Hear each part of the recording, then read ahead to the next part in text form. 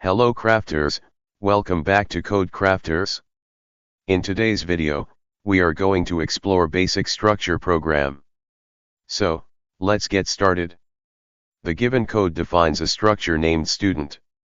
A structure, struct, in C++ is a user-defined data type that allows grouping variables of different types under one name. Here, the structure student contains two data members. Int age.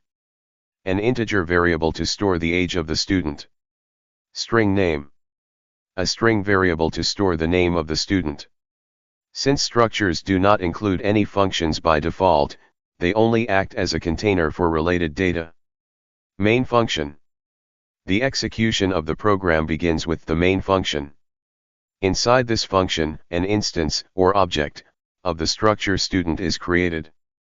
Student s1 declares a variable s1 of type student, which means s1 now has two associated fields, s1.name and s1.age, which can be used to store student details. The program prompts the user to enter the student's name and age using cout and takes input using cin. Here, cout displays the prompt enter student name, and cin s1.name takes user input and stores it in the name field of s1. The dot operator in C++ is used to access members, variables or functions, of a structure and a class, using an object or an instance.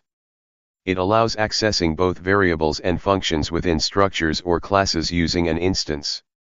To access data members and member functions of a class or structure, dot operator is monadatory. The entered values will then be displayed to the user. Thank you for watching, and happy coding.